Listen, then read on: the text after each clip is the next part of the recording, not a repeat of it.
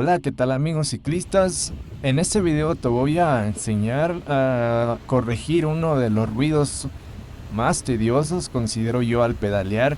Si ya revisaste todos tus pedales, ya revisaste tus bielas, ya te las engrasaron, los vaneros de la horquilla, y sigue igual y al mes, a los 15 días, vuelves a regresar con el mismo ruido. Aquí tienes el problema. Estos tornillos se aflojan. De hecho, las bicicletas, incluso nuevas, a los 2 3 meses, ya comienzan con este detalle. Esta es una bicicleta, tiene 4 meses de uso, nueva, y ya estaba con el ruido al pedalear. Vamos a corregirlo. Vamos a desmontar de una vez todas las piezas de este desviador. Vamos a lavarlas, a limpiarlas, y vamos a utilizar trabarroscas. Lo puedes conseguir en AutoZone o en la tienda donde venden tornillos.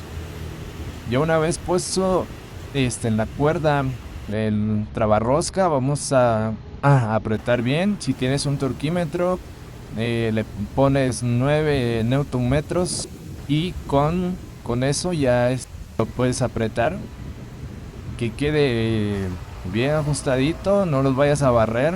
También un apriete considerable, pero no tanto. Ya tenemos ajustado y ya con eso no volveremos a tener ese problema. Listo para seguir recorriendo muchos kilómetros más. Muchas veces en los talleres de bicicleta no ponen este líquido trabarrosca, ya que una botellita como la que les mostré en el video viene costando alrededor de entre 600 y 700 pesos. Considero que ese es el motivo. Si te sirvió este video, déjame saberlo, dame un like, o si tienes alguna duda, déjamelo en los comentarios y te responderé a la brevedad, sin problemas. Saludos, hasta pronto y que recorran muchos kilómetros en sus bicicletas.